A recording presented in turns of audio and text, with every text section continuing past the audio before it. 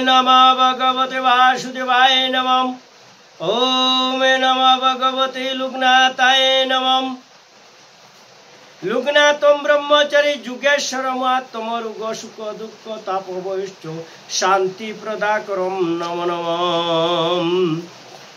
रणे बने जले जंगले जखन जेखाने विपदे पड़िबे लुग्नाथे बाबार कथा स्मरण करिबे लुग्नाथे बाबा विपद থেকে रक्षा करिबेन। लुग्नाथे ब्रह्मचारीर जन्म ও বাল্য কথা द्वितीय अध्याय जन्म ও বাল্যকালে সম্বন্ধে কথা। जन्मस्थाने विवादे बाबा लुग्नाथेर जन्मस्थाने निये अनेक दिन থেকেই विवादे चलছে। चाकलारे मंदिर कीर्तिपक्ष बलिलेन जन्मस्थान चाकलाय और कचुआर मंदिर कीर्तिपक्ष बलिलेन जन्मस्थान कचुआते। এই বিষয়ে কোনো বিবাদে অংশগ্রহণ না করে কিছু ঐতিহাসিক তথ্যের ভিত্তিতে আমি বাবার জন্মস্থানে চিহ্নিত করার প্রয়াস করেছি। বাবা লুগ্নাথের জন্ম হয়েছিল ইংরেজি 1730 সালে। ওই সময়ে নবাবী আমলে অখণ্ড বাংলাদেশের রাজস্ব আদায়ের সুবিধার জন্য বঙ্গদেশকে 13টি চাকলা ও 1660টি পরগনা বিভক্ত করা হয়েছিল। চাক শব্দের একটি অর্থ হলো বিভাগ। তখন বারাসত নামে কোনো জেলা ছিল না। বারাসত জেলার সৃষ্টি হয় 1834 খ্রিস্টাব্দে। অখণ্ড বাংলাদেশকে যে 13টি চাকলা 1660টি পরগনায় বিভক্ত করা হয়েছিল তার মধ্যে একটি চাকলা অর্থাৎ বিভাগের নাম ছিল যশোহর, বারাসত, বসিরহাট এবং বনগ্রামে অঞ্চলগুলি এই চাকলার অন্তর্গত ছিল। বাবা লুগ্নাথের জন্মস্থান রূপে যে চাকলা নামের উল্লেখ করা হয় তা প্রকৃত পক্ষে কোনো গ্রামের নাম নয়। এখানে চাকলা অর্থ বিভাগ। সেই অর্থে মনে করা যেতে পারে যে বাবার জন্ম তৎকালীন যশোহর চাকলায় হয়েছিল। সেই যশোহর চাকলারই অন্তর্গত কাকড়া কচুয়া নামে এক বর্ধিষ্ণু গ্রামে লুগ্নাথে বাবার জন্ম হয়। বর্তমানে এই কচুয়া গ্রাম বসিরহাটের অন্তর্গত দেঙ্গা থানার অধীনে স্বরূপনগরের নিকট অবস্থিত। বর্তমান জেলা বিভাগ অনুযায়ী এই স্থানে উত্তর 24 পরগনার অন্তর্গত। পরবর্তীকালে দেঙ্গা থানার কাছে চাকলা নামে একটি গ্রামে ও পতন হয়।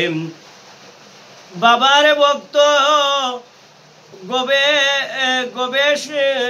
গবেষকদের জন্য এই সম্পর্কে আরো কিছু তথ্যের উল্লেখ করা যেতে পারে। লুগ্নাথে বাবার জীবনী গ্রন্থের মধ্যে সর্বপ্রাচীন গ্রন্থটির নাম সিদ্ধি জীবনী। এই গ্রন্থের লেখক বাবার অতি প্রিয় শিষ্য ব্রহ্মানন্দ ভারতী। লুগ্নাথে বাবা নিজ মুখে ব্রহ্মানন্দ ভারতীকে বলেছিলেন যে তার জন্ম কচুয়া গ্রামে হয়েছে।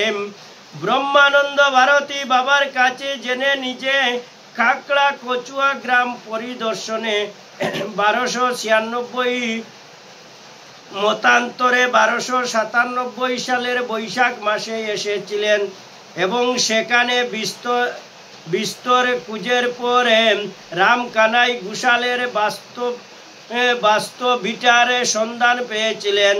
সেখানে তখন লুগ্নাথে বাবার ভাইদের বংশধরদেরও সন্ধান পাওয়া গিয়েছিল। যদিও তারা পরবর্তীকালে জীবিকার প্রয়োজনে গ্রাম ত্যাগ করেছিলেন। ওই সময় ব্রহ্মানন্দ ভারতী লক্ষ্য করেছিলেন যে ওই গ্রামের লোকেরা তখন বাবা লোকনাথের বারাদিতে অবস্থান সম্বন্ধে বিশেষভাবে অবগত ছিলেন না। ব্রহ্মানন্দ ভারতী এই কাকড়া কচুয়া গ্রামেই সন্ধান পেয়েছিলেন। বাবার সতীর্থ বাল্য বন্ধু বেনি মাধবের ভাই হরি মাধবে ও নীল মাধবের বংশধরদের কথিত আছে যে বেনি মাধবদের বিটারে তার গোরখানির এখনো অস্তিত্ব আছে এবং ভক্তগণ সেখানে গেলে মোমবাতি জ্বালিয়ে তার প্রতি শ্রদ্ধা নিবেদন করেন। এই গ্রামেই তিনি সন্ধান পেয়েছিলেন বাবার গুরু আচার্য ভগবান গাঙ্গুলির বংশধরদের, যারা অনেক পরে সেখানে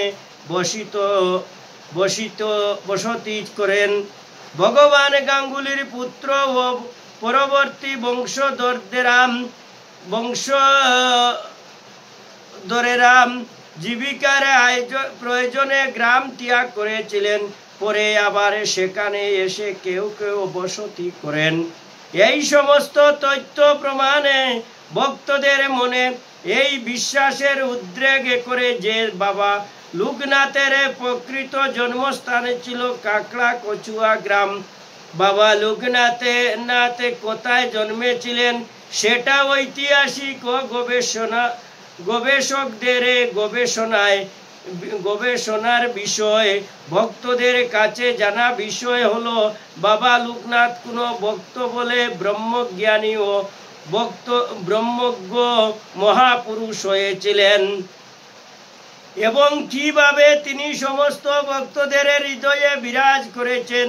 তিনি কচুয়াতে যে রকম বিরাজ করছেন চাকলা বারাদি এবং এই ব্রহ্মাণ্ডের সর্বত্র একইভাবে বিরাজ করেছেন। সেই জন্য জন্মস্থান বিবাদে না গিয়ে আমরা সেই মহান ব্রহ্মজ্ঞ মহাপুরুষকে আমাদের হৃদয়ে কিভাবে খুঁজব সেই প্রয়াসে ব্রতী হই।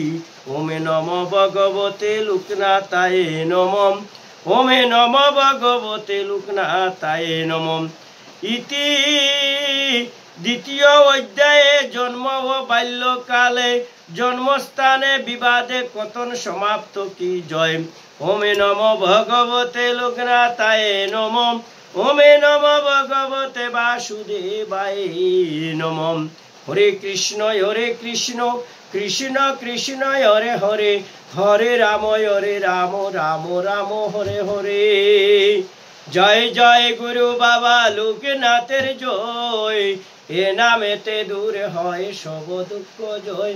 বাবা লোকনাথ কি জয়, বাবা লোকনাথ কি জয়।